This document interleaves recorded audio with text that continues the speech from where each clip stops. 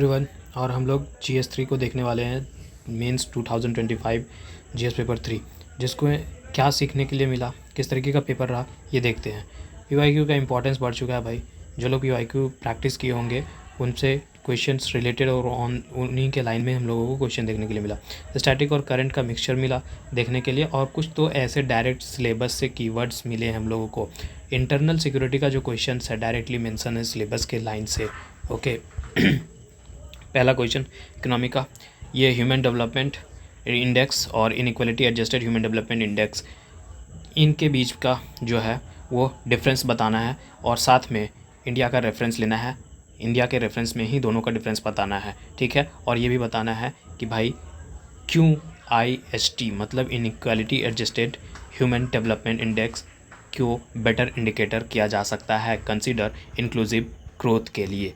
ये हम लोग प्रीलिम्स में पढ़ते हैं। प्रीलिम्स का टॉपिक है इंस्पायर्ड फ्रॉम प्रीलिम्स टॉपिक्स, पूछा है मेंस में, करंट अफेयर रिलेटेड है। इकोनॉमिक सर्वे में ये क्वेश्चन था सेकंड नंबर कि भाई चैलेंजेस बताओ, क्या क्या चैलेंजेस हैं इंडियन इकोनॉमी के सामने। कि भाई इंडिया जो है फ्री ट्रेड्स एंड मल्टीलैटरलिज्म से प्रोटेक्शनिज्म की तरफ बढ़ रहा है और बाईलैटरलिज्म की तरफ से बढ़ रहा है। तो इनमें कौन कौन से चैलेंजेस हैं इंडिया के सामने, ये बताओ, और ये चैलेंजेस को कैसे हम लोग मेट कर सकते हैं, ठीक है। इन चुनौतियों का सामना किस तरीके से हम कर सकते हैं, ठीक है। ये है दूसरा क्वेश्चन। तीसरा है एग्रीकल्चर और inspired from economic survey. Economic survey में भी इसका मेंशन है, ठीक है। कि भाई ये बताओ ना, ये बताओ कि कौन कौन से फैक्टर इन्फ्लुएंस करते हैं कोई भी फार्मर को डिसीजन लेने के लिए कि किस तरीके का जो है हाई वैल्यू क्रॉप्स को इंडिया में किया जा सके। मतलब क्रॉप डाइवर्सिफिकेशन का कौन कौन से फैक्टर हैं जो इन्फ्लुएंस करते हैं फार्मर को सेलेक्ट करने के लिए। Okay, agriculture question,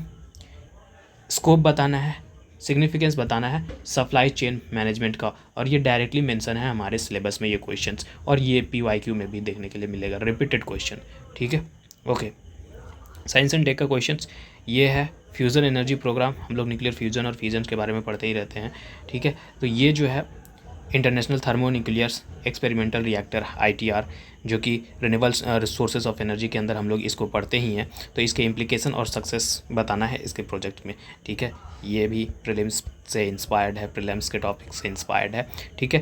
question number 6 जो बायोटेक्नोलॉजी के एप्लीकेशंस के बारे में पूछ दिया, कैसे जो है इंडिया जो है अचीव करेगा energy independence through clean technology by 2047, ठीक है। और बायोटेक्नोलॉजी किस तरीके से हेल्प करेगा हम लोगों को। क्वेश्चन नंबर 7 कार्बन कैप्चर, उसके यूटिलाइजेशन और स्टोरेज, क्या पोटेंशियल है CCUS का, और कैसे ये हेल्प कर सकता है क्लाइमेट चेंज में। फिर ये भी प्रीलिम्स के टॉपिक से इंस्पायर है। प्रीलिम्स में हम लोग ये इसको पढ़ते हैं और जानते हैं। ओके, क्वेश्चन नंबर 8 जो है सी वाटर इंस्ट्रूशंस इन द कोस्टल एक्विफायर, एक मेजर कंसर्न है इंडिया के लिए, और इसमें क्या क्या कॉजेज सी वाटर इंट्रूशन का, और क्या क्या इसके मेजर्स हैं, क्या हम लोग एडेप्टेशन कर सकते हैं इससे इस चुनौती से लड़ने के लिए, इसके बारे में बताएं। इसका जिक्र इकोनॉमिक सर्विस में इस बार किया गया था और इन्वायरमेंट से है। ओके, नेक्स्ट क्वेश्चन है टेररिज्म। टेररिज्म से लाइकली था भाई क्वेश्चन आने का, क्योंकि पहलगाम का अटैक हुआ था प्रीलिम्स के जस्ट कुछ दिन पहले ही हुआ था। तो वहाँ से क्वेश्चन बनने में तो काफ़ी टाइम था ना भाई मेंस आने में।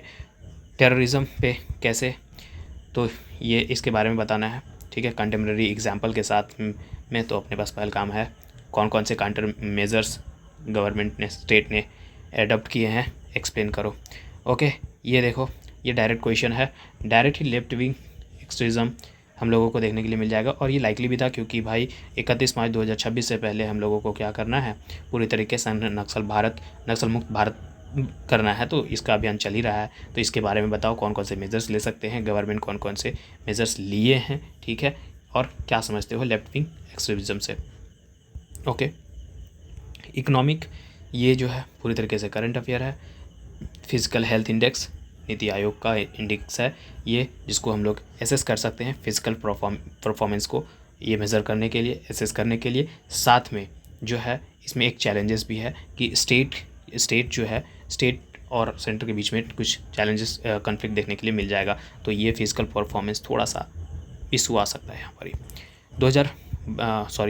12 नंबर क्वेश्चन इकोनॉमिक, जो कि PLI स्कीम को 2020 से 5 साल होने वाले थे, 2025 में। तो इसके रैशनल के बारे में पूछ लिया, इस स्कीम के रैशनल के बारे में क्या क्या अचीवमेंट अभी तक पाया है ये बताओ, और इसके फंक्शनिंग और आउटकम्स के बारे में बता दिया, और कैसे इसको इम्प्रूव कर सकते हैं ये बताओ यार। ठीक है, डायरेक्ट क्वेश्चंस, ये डायरेक्ट क्वेश्चन है, ये अपना हम लोग को ग्राउंड वाटर, ये प्रीलिम्स में ग्राउंड वाटर रिलेटेड प्रॉब्लम्स हर बारी पूछ रहा है, कहाँ कहाँ कितना है, ये 2-3 बारी PYQ में हम लोगों को देखने के लिए मिल सकता है। तो कौन कौन से फैक्टर्स रिस्पॉन्सिबल है उसको एग्जामिन करो, कौन कौन से स्टेप्स हम लोग ले सकते हैं या गवर्नमेंट के जरिए लिया गया है इसे मिटिगेट करने के लिए बताओ। 14 नंबर क्वेश्चन डायरेक्ट क्वेश्चन है, फूड प्रोसेसिंग इंडस्ट्री, ये भी डायरेक्ट हम लोगों को GS पेपर 3 के सिलेबस में मेंशन मिल जाएगा इंडिया में। और साथ में हमें एलिब्रेट करना है मेजर्स को जो गवर्नमेंट ने लिए हैं फूड प्रोसेसिंग इंडस्ट्रीज़ को जनरेट करने के लिए, फूड प्रोसेसिंग में कैसे एम्प्लॉयमेंट जनरेशन हो रहा है इसमें, तो मेगा फूड पार्क्स इस तरीके का हम लोग पढ़ते ही हैं। Okay, question number 15 science and tech, और साथ में इसका एग्रीकल्चर का है। ठीक है, एग्रीकल्चर में कैसे कह रहा है कि नैनो टेक्नोलॉजी जो है एक सिग्निफिकेंट एडवांसमेंट है भाई in the field of agriculture. तो नैनो टेक्नोलॉजी का इस्तेमाल हम लोग कर रहे हैं, नैनो DAP में पढ़ रहे हैं, नैनो ड्रोन में पढ़ रहे हैं, नैनो ये यूरिया DAP ये सब कर रहे हैं, गोल्डीन्स का इस्तेमाल कर रहे हैं। तो इस तरीके से तो कर ही रहे हैं हम लोग एग्रीकल्चर फील्ड में, तो ये हेल्पफुल ही कर रहा है। तो टेक्नोलॉजी जो है socio economic condition status of farmer, socio economic status of farmer को भी इंक्रीज़ कर रहा है, ये एग्जाम्पल के साथ एलिब्रेट करें। ठीक है, okay. 16 number question economic survey में इसका मेंशन था, हालांकि चीप से मेंशन था, लेकिन यहाँ सेमी कंडक्टर डायरेक्ट ही पूछ दिया, और ये सेमी कंडक्टर हम लोग जनरली पढ़ते ही हैं। ओके, तो इसके पूछ रहा है कि aims to become the semi conductor manufacture hub, India को बनना ये एम है, क्या क्या चैलेंजेस फेस कर सकता है इंडिया सेमी कंडक्टर इंडस्ट्रीज़ में कर रहा है ये बताओ, और साथ में इसके सैलिएंट फीचर्स बताओ इंडिया के सब सेमीकंडक्टर मिशंस के बारे में। अब इसके बारे में तो पूरी तरीके से हम लोगों को खुद को मालूम होना चाहिए ना, as it is. Okay, 17 environment और डिजास्टर मैनेजमेंट से, mineral resources are the fundamentals to the country's economic, बिल्कुल, and this are the exploited by mining, और इन्हें एक्सप्लॉइट कर रहा है हर कोई। हम लोग सबसे ज़्यादा भी सैंड, हम लोग अगर झारखंड में हम लोग हैं, झारखंड में कोयला और सैंड माइनिंग ये सबसे ज़्यादा है। क्यों माइनिंग को कंसिडर कर रहा है एनवायरमेंटल हज़ार्ड भाई? क्योंकि लार्ज नंबर पे डिस्ट्रैक्शंस हो रहे हैं, डिफॉरेस्टेशन करे जा रहे हैं, लोगों को डिस्प्लेस किए जा रहे हैं, ट्राइबल्स को डिस्प्लेस किए जा रहे हैं, और बहुत लार्ज एरिया में घर बसा हुआ, स्कूल बसा हुआ, हर चीज़ को उजाड़ा जा रहा है। ये बहुत ज़्यादा हज़ार्डियस है। कुछ रेमेडियल मेजर्स बताओ कैसे हम लोग इन्वायरमेंटल हज़ार्ड्स के रिड्यूस कर सकते हैं ड्यू टू माइनिंग की वजह से जो हो रहा है। रैट होल का भी हम लोगों को ये था, करंट में था न्यूज़ में, उससे रिलेटेड भी है। 18 environment time line of COPs, ये पूरी तरीके से अगर जो टाइमलाइन पढ़ता ही है यार, सिविन सर का जो कोर्स किया होगा ना इन्वायरमेंट का, GS3 में सिविन सर मास्टर ब्लास्टर, ठीक है, उनके क्वेश्चंस, उनके नोट से बहुत सारे क्वेश्चंस हैं, ठीक है, डायरेक्ट क्वेश्चंस है, उन्होंने बहुत मेहनत करा था, मेरा खुद उन्हीं से था। Review of India's climate commitments बताना है अंडर द पेरिस एग्रीमेंट 2015, उसके बारे में हाउ कैसे स्ट्रेंथन इन COP26 2021, और उसके बाद फिर 2022 में कह रहा है अपडेटेड वाला में बताओ यार, ठीक है। तो इनके सभी बारे में बताओ, और ये जो है ना ये क्वेश्चन सिविन सर बहुत डिटेल में समझाए हैं यार, बहुत। क्वेश्चन नंबर 19, कौन कौन से मेजर चैलेंजेस हैं इंटरनल सिक्योरिटी, ये बात डायरेक्ट क्वेश्चन है, ठीक है, डायरेक्ट क्वेश्चंस कह सकते हैं, थोड़े से सिलेबस में मेंशन ही रहता है। इसमें हम लोग इंटरनल सिक्योरिटी में मेजर चैलेंज पढ़ते ही हैं नॉर्थ ईस्टर्न स्टेट में। ये थोड़ा सा ये, क्योंकि ये जनरली याद नहीं रहता है, तो बहुत सारे जो वेरियस पीस एकॉर्ड हुए हैं हमारे नॉर्थ ईस्टर्न स्टेट्स में, नागालैंड के साथ, मिज़ोरम के साथ, आसाम के साथ, इनके थोड़े से हम लोगों को याद करना, इनके एग्रीमेंट्स को थोड़ा सा चैलेंजिंग है, ठीक है, इनको याद करके लिखना है। उसके बाद last question 2020 maritime security to vital to protect India sea trade, इसके डिस्कस करें मैरीटाइम और कोस्टल सिक्योरिटी चैलेंज का, और उसके साथ में वे फॉरवर्ड भी इसका डिस्कस करें, क्योंकि करंट अफेयर में मेंशन था कोस्टल सिक्योरिटी स्कीम 2022, इसके तहत ये इंस्पायर है ये क्वेश्चन, ठीक है, सिक्योरिटी का डायरेक्ट ही है, ठीक है। माय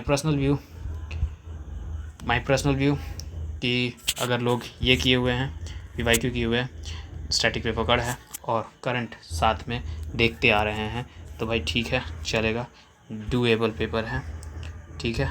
लेकिन हम यहाँ बैठ के बोल रहे हैं उन लोगों के लिए बहुत ज़्यादा चैलेंजिंग है जो एग्ज़ाम सेंटर में बैठ कर के एग्ज़ाम एग्ज़ाम दे रहे हैं उन लोगों के लिए बहुत चैलेंजिंग है। ऑन द स्पॉट सोचना, सोच करके एकदम क्रिस्प पॉइंट निकालना और उसके साथ रखना, ठीक है। तो अगर हम बात करें ये इजी और ये टफनेस में, तो कुछ इधर के आसपास में लाई करता है। जीएस पेपर 2 तो बहुत ज़्यादा ऑड ही निकला पूरा, ठीक है। खैर फिर मिलते हैं अगले वीडियो में। बाकी GS 3 सिविन सर से पढ़ा होगा यार, GS 3 जो सिविन सर से पढ़ा होगा उनके ठीक है चलेंगे। ओके।